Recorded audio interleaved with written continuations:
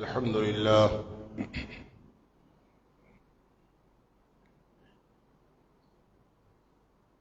لله نحمده ونستعينه ونستغفره ونؤمن به ونتوكل عليه ونعوذ بالله من شرور أنفسنا ومن سيئات أعمالنا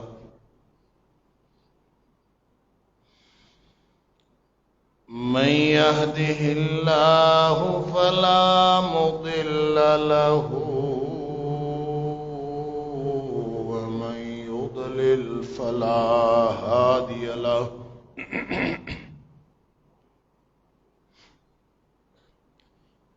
وأشهد أن لا إله إلا الله وحده لا شريك له وأشهد أن محمدًا عبده ورسوله صلى الله أرسله بالحق بشيرًا ونذيرًا بين يدي الساعة فمن يطع الله ورسوله فقد رشد واهتدى ومن يعص الله ورسوله فقد ضل وغوى فإنه لا يضر إلا نفسه ولا يضر الله شيئا نسأل الله ربنا أن يجعلنا ممن يطيعه ويطيع رسوله ويتبع رضوانه ويجتنب سخطه فإنما نحن به وله أما بعد فإن خير الحديث كتاب الله وخير الهدي هدي محمد صلى الله عليه وآله وسلم وشر الأمور محدثاتها وكل محدثة بدعة وكل بدعة ضلالة وكل ضلالة في النار فأعوذ بالله السميع العليم من الشيطان الرجيم من همزه ونفخه ونفثه بسم الله الرحمن الرحيم وَلَقَدْ كَرَّمْنَا بَنِي آدَمَ وَلَقَدْ كَرَّمْنَا بَنِي آدَمَ وَحَمَلْنَاهُمْ فِي الْبَرِّ وَالْبَحْرِ وَرَزَقْنَاهُمْ مِنَ الطَّيِّبَاتِ وَفَضَّلْنَاهُمْ على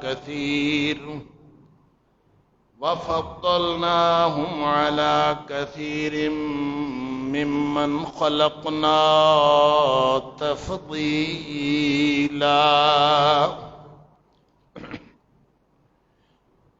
یقیناً ہم نے آدم کی اولاد کو، آدم کے بیٹوں کو بڑی تکریم، بڑی عزت بخشی ہے، اور ان کو خشکی اور تری کی سواریاں بھی عطا فرمائی، اور ان کو پاکیزہ چیزوں کا رزق بھی عطا کیا ہے، اور ان کو تمام مخلوقات پر فضیلت عطا کی۔ صدق اللہ العظیم۔ اللہ کریم نے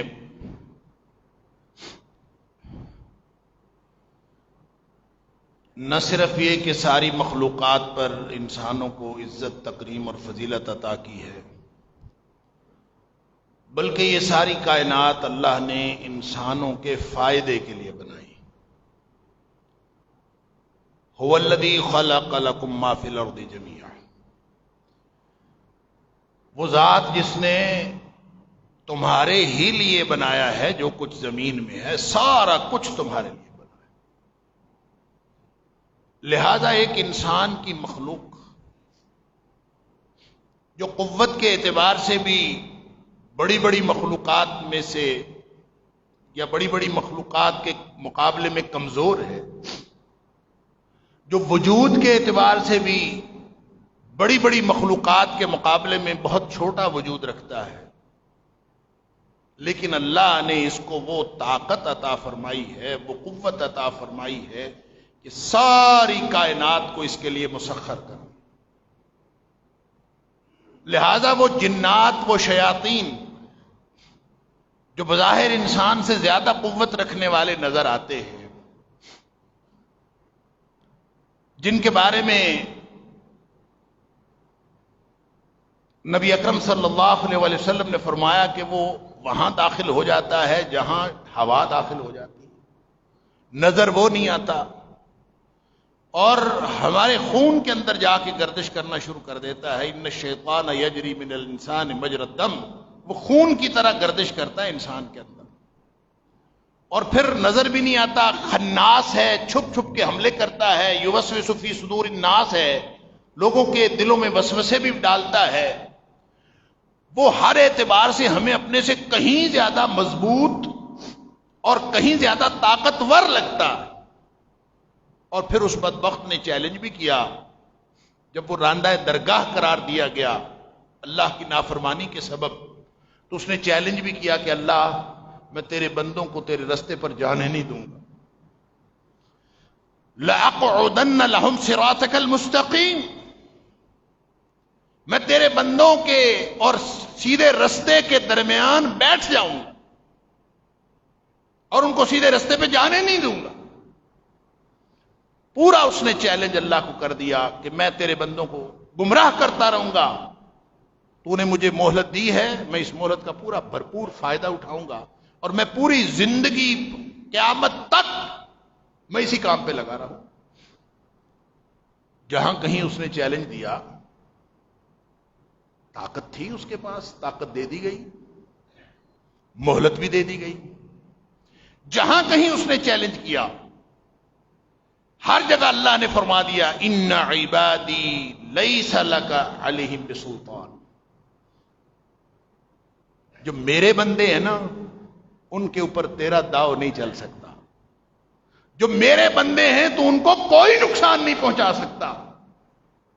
لہذا یہ ایک ایسی سپیشی تھی، ایک ایسی مخلوق تھی جو انسان کو نقصان پہنچا سکتی تھی اور نقصان پہنچا رہی ہے، لیکن اس کے بارے میں بھی اللہ نے ایک پروٹیکشن عطا کر دی کہ جو بندہ اللہ کا ہو جاتا ہے، ان عبادی، جو میرے بندے ہوں گے ان کے اوپر تیرا زور نہیں چلے گا، ساری طاقتیں اس کی زائل ہو جاتی ہیں، وہ اپنے آپ کو کمزور محسوس کرنا شروع کر دیتا ہے۔ اللہ کا بندہ بننا اور اللہ کا بندہ بن کے اس طرح کی زندگی گزارنا تو بہت بڑی بات ہے۔ نبی اکرم صلی اللہ علیہ وسلم نے فرمایا، بندہ جب گھر سے نکلتا ہے نا باہر، تو ایک تو وہ شیطان ہے جو اس کا قرین ہے، اس کے ساتھ ہر وقت اس کے ساتھ، جو بھی انسان پیدا ہوتا ہے اس کے ساتھ ایک شیطان نیا پیدا ہوتا ہے، اور اس کا کام ہے اس کو گمراہ کرنا، ہر وقت اس کے ساتھ پھرتا، اسی چکر میں ہے کہ میں کوئی مجھے لوپ ہول ملے، کوئی راستہ ملے، کوئی گنجائش ملے، میں اس کو نقصان پہنچاؤں۔ دو طرح کے لوگوں کو وہ نقصان نہیں پہنچا سکتا، ایک تو اللہ کے بندوں کو نقصان نہیں پہنچا سکتا کیونکہ اس کی طاقت زائل ہو جاتی ہے، اور ایک وہ ان لوگوں کو نقصان نہیں پہنچاتا جو اس کی مرضی کے کام کر رہے ہوتے ہیں۔ کیا ضرورت ہے اس کو اپنی صلاحیتیں ضائع کرنے؟ وہ بالکل فارغ ہو کے بیٹھ جاتا ہے، وہ کہتا ہے میرا کام یہی کر رہے ہیں، تو اس کو ضرورت نہیں رہتی۔ جب انسان، کیونکہ من الجنت والناس، شیطان صرف جنوں میں سے نہیں ہے، شیطان انسانوں میں سے بھی ہیں، تو جو انسانوں میں سے شیطان بن جاتے ہیں، پھر ان کا جو ساتھ پیدا ہونے والا شیطان ہے اس کا تو کام ہی ختم ہو گیا، وہ باقی زندگی پھر وہ فارغ ہی گزارتا ہوگا کہ اس کو کیا ضرورت ہے کوئی اور کام کرنے کی، کیونکہ اس کا جو قرین ہے، اس کا جو ساتھی ہے، وہ خود ہی شیطانوں والے کام کرنا شروع کر دے، لہذا اس کو وہ کوئی نقصان نہیں پہنچا، چلو کرو صاحب میرا، اس کا مشن اور اس کا مشن ایک جیسا ہوتا ہے۔ نقصان ان کو ہوتا ہے جو ہوتے تو اللہ کے بندے ہیں لیکن اپنے کردار سے، اپنے اعمال سے وہ پرفیکٹ نہیں ہوتے، وہ گنجائش دے بیٹھتے ہیں شیطانوں۔ جہاں گنجائش ملتی ہے شیطان تو حملہ کرتا ہے۔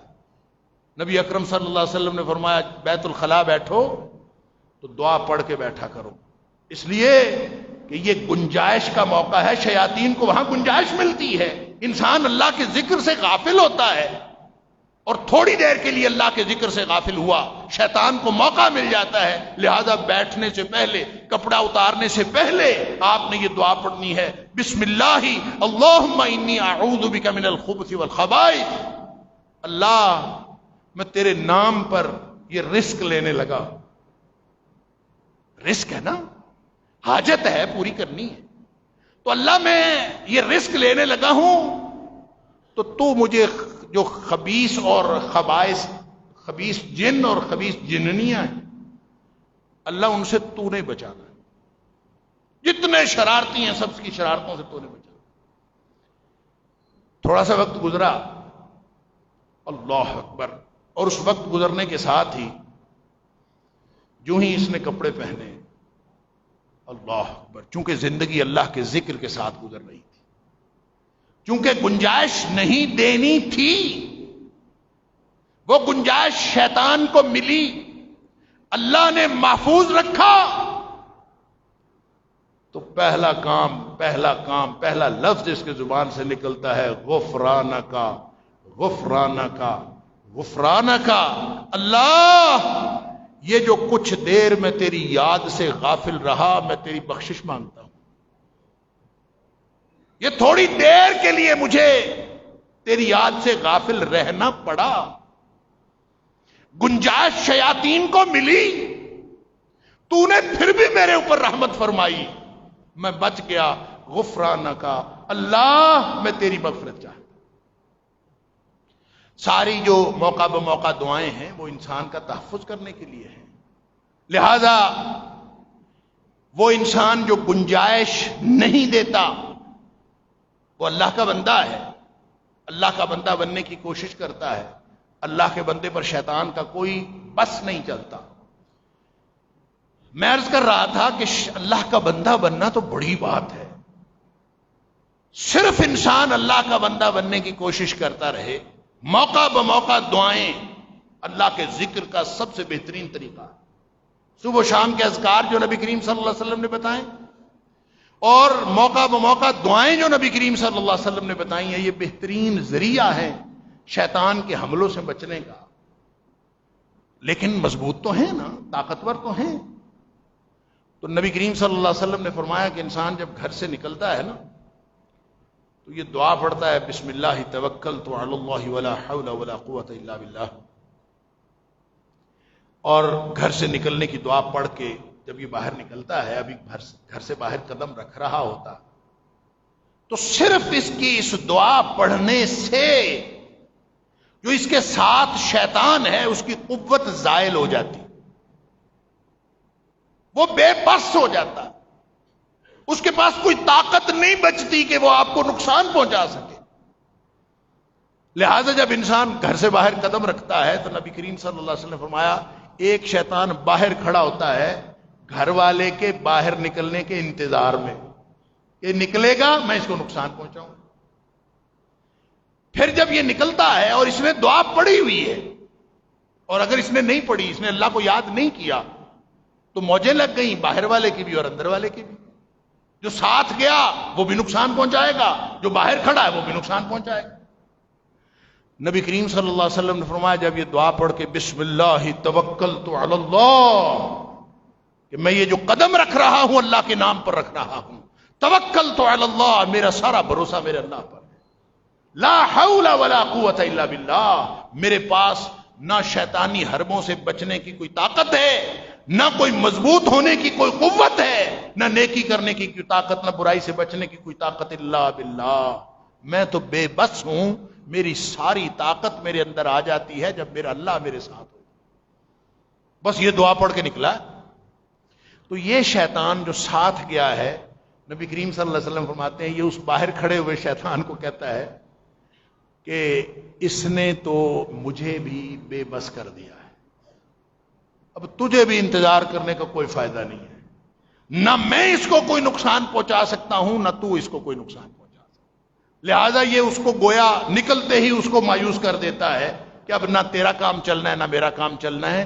گویا کوئی شخص جب اللہ کو یاد کرتا ہے تو یہ مخلوق جو مضبوط ترین مخلوقات میں سے ہے، جو بظاہر انسان سے مضبوط لگتی ہے، وہ ساری کی ساری مضبوط، چاہے وہ نیک ہوں، وہ تو ہیں ہی نیک، اور جو ان میں سے بد کردار اور شرارتی جن اور جننیاں ہیں ان کا بھی ساری کی ساری قوت زائل ہو جاتی ہے، کیونکہ اللہ کا وعدہ ہے ان عبادی لیس لک علیہم بسلطان، میرے بندوں کے اوپر تیرا زور نہیں چلے.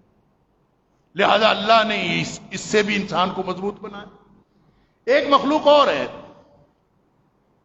جو انسان سے کہیں زیادہ طاقتور نظر بھی نہیں آتی، وہ ہیں فرشتے.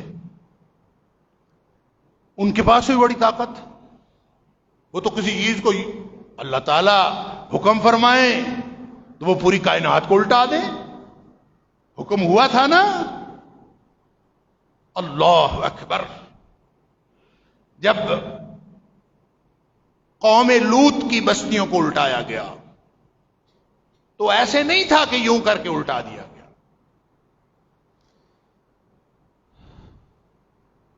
احادیث میں آتا ہے کہ اس کو فرشتوں نے اٹھایا، وہ 3 بستیاں تھیں، اس کا ہیڈ کوارٹر صدوم تھا، اس کو اٹھایا، اتنا اوپر لے جایا گیا کہ ان کو آسمان والوں کی باتیں سنائی دینے لگیں، پھر وہاں سے الٹا کے پھینکا گیا. اللہ اکبر. اور وہ پھر جہاں پھینکا گیا پھر وہ زمین برابر نہیں رہ سکی، وہاں پہ گڑھا بن گیا. آج بھی جو بحر مردار ہے یہ اس جگہ پہ ہے جہاں پہ وہ بستیاں تھیں، اور اس کا بدبودار پانی آج بھی گواہی دے رہا ہے کہ یہاں پہ کوئی اللہ کی نافرمان مخلوق رہتی تھی. تو کہنے کی بات یہ ہے کہ فرشتوں کے بعد کتنی طاقت ہے. اور نبی اکرم صلی اللہ علیہ وآلہ وسلم، طائف والوں نے بدسلوکی کی، جبریل علیہ السلام تشریف لائے، 7 پہاڑوں کا فرشتہ، آپ حکم فرمائیں ان کو 2 پہاڑوں کے درمیان اس بستی کو پیس دوں. طاقت ہے ان کے پاس. نبی کریم صلی اللہ علیہ وسلم نے فرمایا میں نے ایک دفعہ جبریل کو اس کی اصل حالت میں دیکھا، اس کے 600 پر تھے، یوں آسمان کے اوپر پھیلا ہوا ایک فرشتہ. تو پھر سارے فرشتوں کی طاقت کتنی تھی. لیکن سبحان اللہ، اللہ نے وَلَقَدْ كَرَّمْنَا بَنِي آدم، اس آدم کے بیٹے کو اتنی عزت دی کہ فرشتوں کو کہا کہ اس کو سجدہ کرو.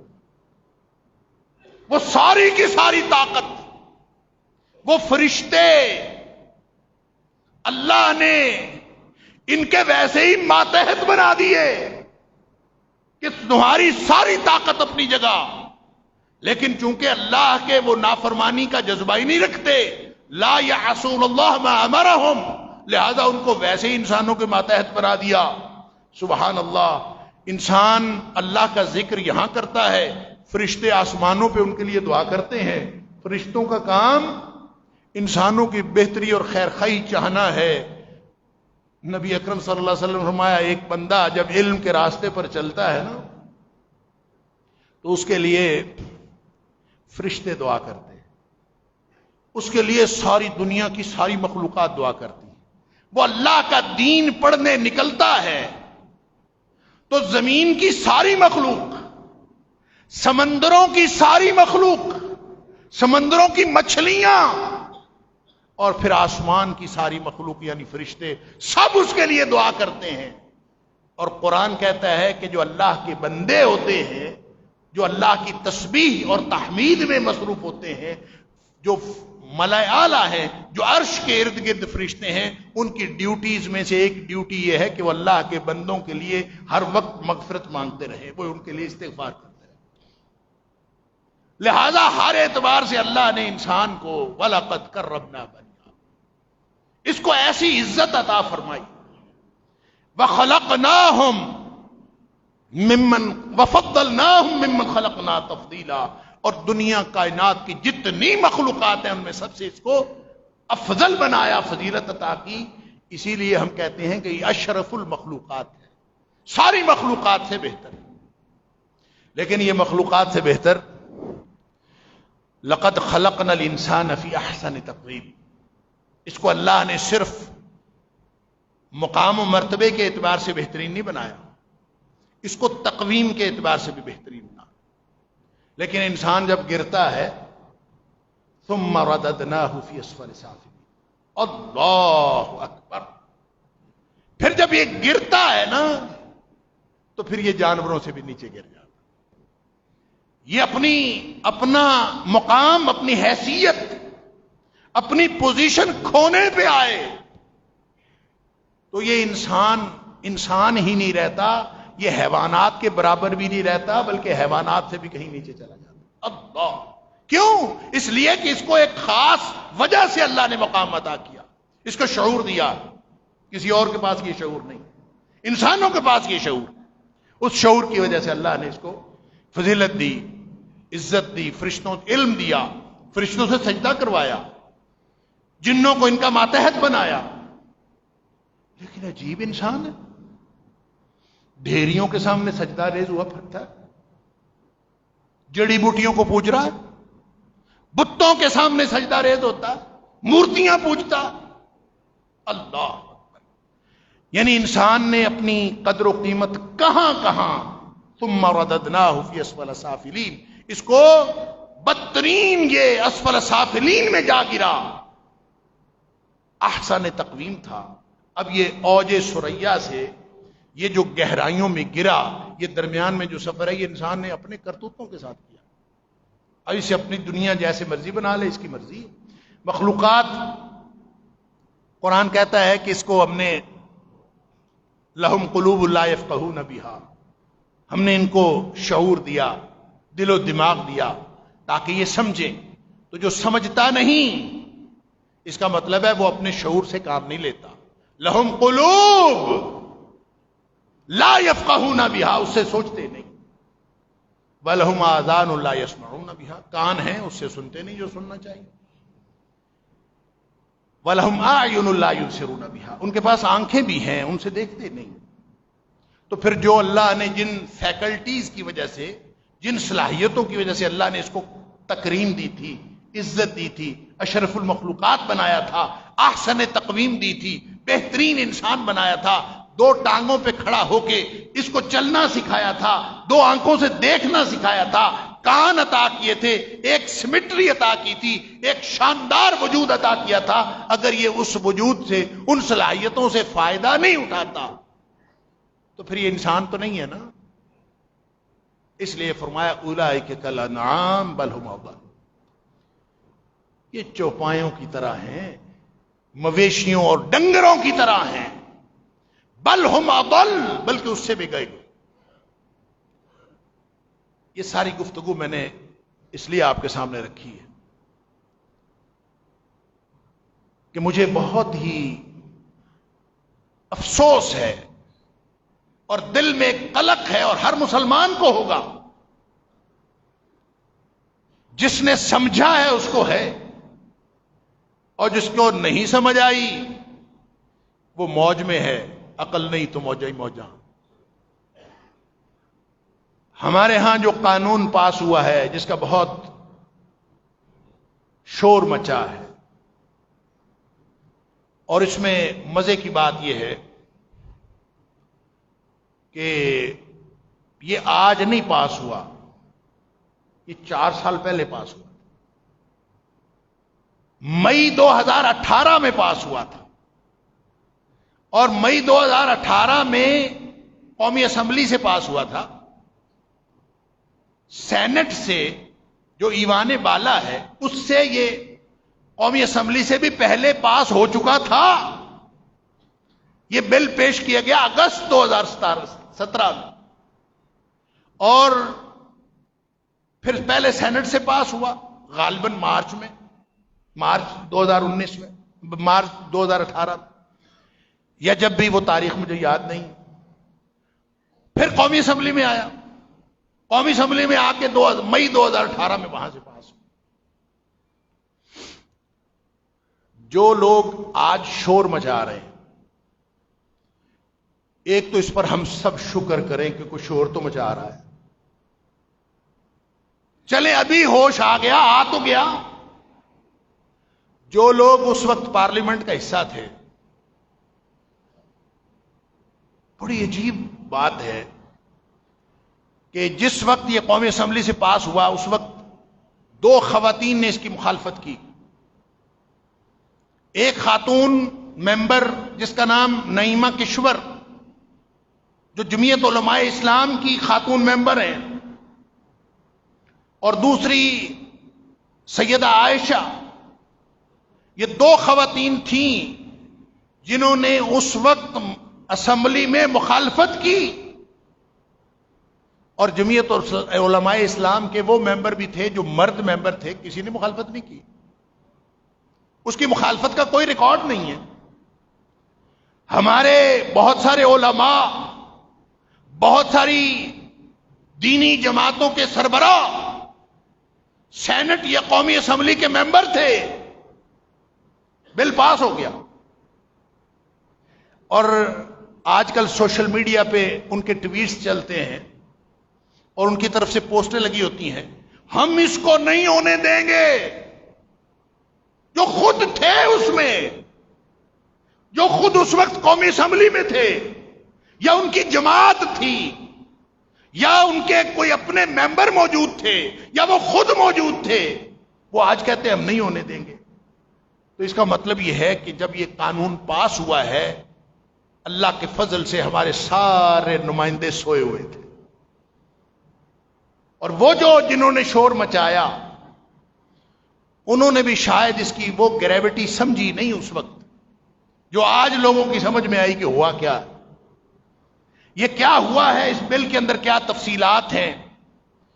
جو لبرل طبقہ ہے، ہمیشہ ہی علماء کی مخالفت کرنا ان کی ذمہ داری ہوتی ہے، اور ان کا خیال یہ ہے کہ انہوں نے، علماء نے بل پڑھا کوئی نہیں ہے، ایکٹ پڑھا کوئی نہیں ہے، اور پڑھے بغیر یہ اس کی مخالفت کر رہے ہیں۔ تو میں آپ کو اس کا بیک گراؤنڈ عرض کر دیتا ہوں، 2-3-4 باتیں، تاکہ ہمیں یہ سمجھ آ جائے کہ ہوا کیا ہے ہمارے ساتھ۔ میں پچھلے سال جب یو کے میں تھا، تو جب وہاں یہ ہوتی ہیں نا بحثیں کہ یو کے میں رہنا چاہیے کہ نہیں رہنا چاہیے، کسی غیر ملک میں رہنا چاہیے کہ نہیں، کافر ممالک میں رہنے کی کیا شرعی حیثیت ہے، تو مختلف دلائل کے دوران وہاں کے جو ہمارے مسلمان بھائی تھے، انہوں نے سب سے مضبوط دلیل جو مجھے دی کہ وہاں نہیں رہنا چاہیے، میں حیران ہو گیا، اور وہ دلیل یہ تھی کہ یہاں کا قانون ہے کہ کوئی بھی لڑکا اگر سمجھے کہ میں نے لڑکی بننا ہے تو وہ درخواست دے کے اپنی جنس تبدیل کروا سکتا ہے، اور اپنی شناخت بھی تبدیل کروا سکتا ہے، اور وہ پھر باقی زندگی لڑکی بن کے رہ سکتا ہے۔ اسی طرح کوئی لڑکی سمجھے کہ میں لڑکا ہوں، مجھے لڑکا ہونا چاہیے، تو وہ اپلیکیشن دے کہ میں نے لڑکا ہونا ہے۔ یہ اس وقت کی بات میں عرض کر رہا ہوں، قانون ہمارے ہاں پاس ہو چکا تھا، مجھے پتہ ہی نہیں تھا۔ ہم بھی ماشاءاللہ بھولے بادشاہ بدھو، پتہ ہی نہیں کسی بات کا. نہ ہماری قیادت نے ہمیں بتایا، نہ لا میکرز جو پارلیمنٹ کے ممبرز ہیں ان کو چاہیے تھا بتاتے، کسی نے نہیں بتایا. اور میں ان کو کہہ رہا ہوں کہ ہاں یار یہ تو بہت خوفناک بات ہے. پھر انہوں نے مجھے تصویریں دکھائیں، یہ دیکھیں یہ اتنا خوبصورت لڑکا، اس نے بعد میں اپلیکیشن دی کہ میں نے لڑکی بننا ہے. گورنمنٹ نے ان کی اپلیکیشن منظور کی، پھر یہ لڑکی بن گیا، پھر اس کی لڑکی بنے ہوئے کی انہوں نے تصویریں دکھائیں. اور اس طرح کے بہت سارے کیسز انہوں نے مجھے دکھائے، اور میں یقین کرے میں نا دہل کے رہ گیا کہ یار یہ تو ہماری نسلیں تباہ کر دے گا، لہذا اس ملک میں نہیں رہنا چاہیے جہاں پہ یہ قانون ہو. وہ آج آ کے پتہ چلا ہے کہ ہمارے ہاں بھی وہ قانون 2018 میں پاس ہو چکا ہے. ہم بھولے بادشاہ چپ کر کے پڑے ہوئے ہیں. اور یہ پتہ کب چلا؟ 2 وکلاء ہیں اسلام آباد کے، ایک کا نام ہے حماد حسن اور ایک کا نام ہے عبد الرحمان. وہ 2 وکلاء کہتے ہیں کہ ہم نے جن دنوں یہ پاکستان میں پاس ہوا بل، ہم نے دیکھا کہ انہی دنوں انڈیا میں بھی ایک بل پاس ہوا. تو ہم نے وہ انڈیا والا بل دیکھا اور پاکستان والا بل دیکھا، تو صرف ایک فرق کے ساتھ کہ وہاں میڈیکل بورڈ کی شرط تھی اور یہاں میڈیکل بورڈ کی شرط نہیں تھی، اس ایک فرق کے ساتھ اس بل کے اور اس بل کے کامے اور فل سٹاپ بھی ایک جیسے، جو انڈیا میں پاس ہوا اور جو پاکستان میں پاس ہوا. وہ کہتے ہیں ہم حیران ہو گئے کہ یہ کون سا قانون ہے، کہاں سے آیا ہے کہ جو انڈیا میں بھی بیک وقت تھوڑے عرصے کے فرق سے وہاں بھی پاس ہو رہا ہے، یہاں بھی پاس ہو رہا ہے. تو کہتے ہیں اس لیے ہم نے وفاقی شرعی عدالت میں درخواست دے دی، ریٹ پٹیشن دائر کر دی کہ یہ کہاں سے آیا ہے، یہ کیوں آیا ہے. اس کو پیش کرنے والیاں یہاں سے تو 4 عورتیں ہیں، لیکن اگر یہ 4 عورتوں نے جنریٹ کیا ہے بل، تو یہ انڈیا کے بل کے ساتھ اس کی مماثلت کیوں ہے؟ وہ کہتے ہیں ہم نے صرف یہ ریٹ پٹیشن دائر کر دی، اور یہ اسلامی قانون کے خلاف ہے، پاکستان کے آئین کے بھی خلاف ہے، اور وہ ریٹ ابھی تک لگی ہوئی ہے وفاقی شرعی عدالت کے اندر. اور یہ جو 20 تاریخ کو اس کی ہیئرنگ تھی، پتہ نہیں آپ لوگوں کو معلوم ہے کہ نہیں، یہ جو 20 ستمبر گزرا ہے اس دن اس کی سماعت تھی. تو وہ کہتے ہیں کہ وہاں جو وزارت انسانی حقوق نے وہ 2019 میں وہ کہتے ہیں ہم نے یہ ریٹ پٹیشن دائر کی تھی، 2020 میں لگی. 2020 میں وزارت انسانی حقوق نے جو وہاں پہ جواب جمع کرایا، اب یہ ڈاکومنٹڈ ہے، لوگوں کو پتہ نہیں کیا تکلیف ہے. اللہ کرے ہماری قوم کو سمجھ آ جائے. اور یہ زبانی جمع خرچ نہیں ہے، یہ کوئی کانسپریسی تھیری نہیں ہے، یہ کوئی سازشی بات نہیں ہے، یہ علماء کے اندازے نہیں ہیں. وزارت انسانی حقوق نے وہاں پہ جو جواب جمع کرایا وفاقی شرعی عدالت میں، اور وہ جواب انٹرنیٹ پہ بھی موجود ہے اور وہ وفاقی شرعی عدالت میں بھی موجود ہے، لکھ کے جمع کرایا. اور وہ یہ جمع کرایا کہ یہ جو بل جمع کرایا گیا، یہ جو بل پاس کیا گیا ہے، یہ بل ہم نے اپنی طرف سے انیشیٹ نہیں کیا. پاکستان کی وزارت انسانی حقوق وہ کہہ رہے ہیں یہ ہم نے نہیں کیا، بلکہ ہم نے یہ انٹرنیشنل سٹینڈرڈ کے مطابق پیش کیا ہے. اور انٹرنیشنل سٹینڈرڈ وہ جو کوئی معاہدہ ہوا تھا ایک، اس کے اندر لکھا ہوا ہے، وزارت انسانی حقوق کے جواب میں لکھا ہوا ہے کہ انٹرنیشنل ایک معاہدہ ہوا تھا جس کو کہتے ہیں یوگیا کارتا معاہدہ. یوگیا کارتا ایک شہر ہے انڈونیشیا کا. انڈونیشیا کے اس شہر میں ایک میٹنگ ہوئی تھی پوری دنیا کے لبرلز کی. وہ اکٹھے ہوئے تھے فری سوسائٹی قائم کرنے کے لیے، ایک سر جوڑ کے بیٹھے تھے لبرلز وہاں پہ پوری دنیا کے. اور پاکستان سے بھی ایک بڑا معروف نام آسماں جہانگیر وہ بھی اس میں گئی تھی. اور اس وہاں پہ جو یوگیا کارتا میں طے ہوا تھا وہ یہ طے ہوا تھا کہ پوری دنیا میں اس طرح کے قوانین پاس کیے جائیں کہ ہر فرد جس طرح کی زندگی گزارنا چاہے اس کو گزارنے کا حق دیا جائے. لہذا وزارت انسانی حقوق نے وفاقی شرعی عدالت میں جو جواب جمع کرایا ہے وہ کہتے ہیں کہ جی ہمارا قصور کوئی نہیں ہے، ہم نے تو انٹرنیشنل سٹینڈرڈ کے مطابق یہ جمع کروایا ہے. اور اس وقت کی جو وزارت انسانی حقوق کی وزیر تھیں، اور غالباً اس کا نام شیری مزاری یا کوئی اس طرح کا کوئی نام ہے، اس خاتون نے، اس کا بیان اب بھی سوشل میڈیا پہ چل رہا ہے، اس نے شکر کیا کہ الحمدللہ پاکستان میں یہ قانون پاس ہوا ہے اور ہم پوری دنیا میں 5واں یا 6واں ملک ہیں جنہوں نے یہ قانون پاس کیا ہے. گویا ہم نے بڑا نمبر لے لیا ہے پوری دنیا میں، ہم نے تو بڑا جناب کام کیا کہ یہ قانون پاس کر. اور قانون کیا ہے؟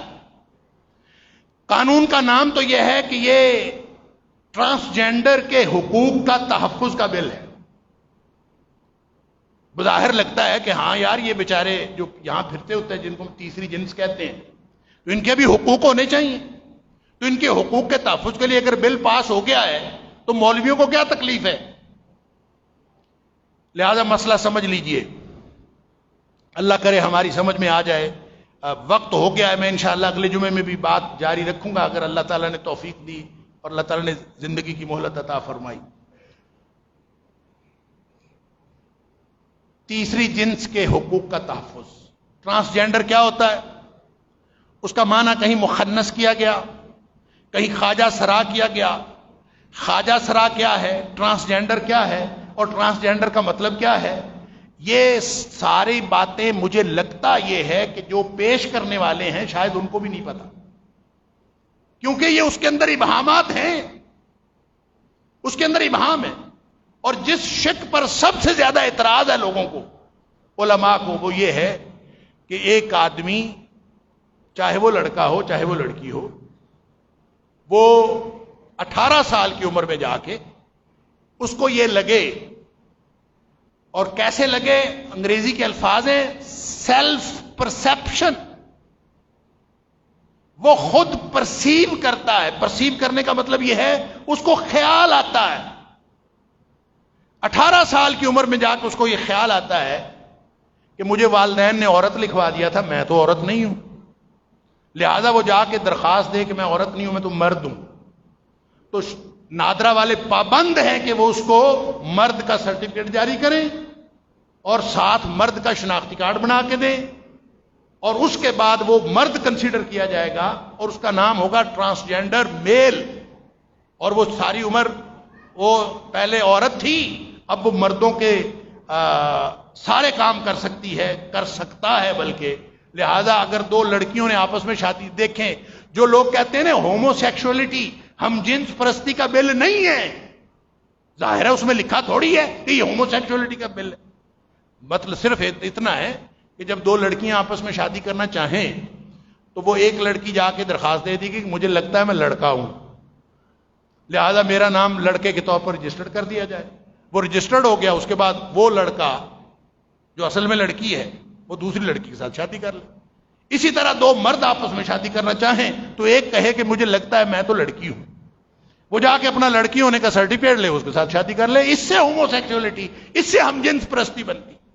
لیکن میں یہاں جو آج گفتگو ختم کر رہا ہوں وہ یہ اس لیے ساری بات اصل میں یہ ہومو سیکشولیٹی یا ہم جنس پرستی کو جو علماء کہتے ہیں کہ یہ ہم جنس پرستی کا بل ہے، وہ اس شک کی وجہ سے، وگرنہ پورے بل کے اندر حقوق کا تحفظ ہے کہ ان کو جو ٹرانسجینڈر ہیں ان کو رہنے کا تحفظ دیا جائے، ان کو نوکریوں کا تحفظ دیا جائے. اچھا ہے، سب کے حقوق ہونے چاہیے.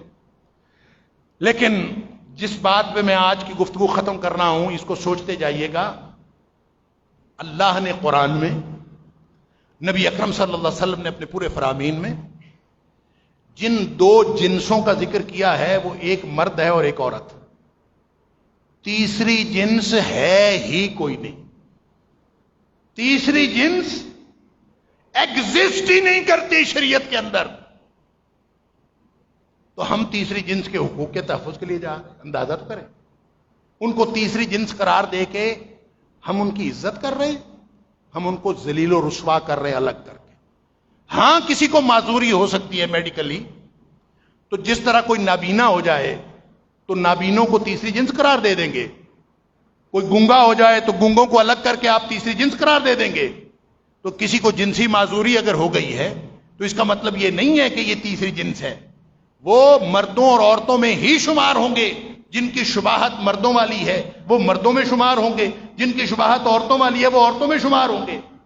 البتہ وہ جن کو شریعت نے خنثی مشکل ہے، علماء نے اس کا نام رکھا خنثی مشکل، جس کے بارے میں یہ فیصلہ نہ ہو کہ یہ مرد ہے یا عورت، اس کے لیے اس کو بطور معذور کے، جس طرح معذور اور طرح کے رہتے ہیں اسی طرح ایک معذور وہ ہے، اس کے بھی پورے حقوق ہیں، حقوق کا تحفظ. لہذا اس بل کے اندر جتنے حقوق کا تحفظ کی بات کی گئی ہے، نہ کسی عالم دین کو اعتراض ہے، نہ کسی عوام الناس میں سے کسی کو اعتراض ہے، نہ کسی وکیل کو اعتراض. اعتراض کس بات پر ہے؟ اعتراض اس بات پر ہے کہ کوئی عام عورت مرد بننے کے لیے اس کے پاس گنجائش موجود ہے، کوئی عام مرد اس کے لیے عورت بننے کے لیے گنجائش موجود ہے. یہ ہے وہ بات جو میں نے آپ کو عرض کی کہ وہاں میں بیٹھا سوچ رہا تھا کہ یار یہ بڑا خطرناک قانون ہے. تو میں اس پر پھر تھوڑی سی ریسرچ شروع کی، میں دیکھتا رہا. اللہ تعالیٰ معاف فرمائے، اللہ معاف فرمائے. پتا چلا کہ امریکہ میں 16 مختلف قسم کی جنسیں ہیں، آپ ان میں سے کوئی بھی اختیار کر سکتے ہیں. پھر اور پڑھا تو پتا چلا کہ ایک اور جنس ہے، ایک اور مخلوق اس دھرتی پہ بستی ہے جو ہے انسان.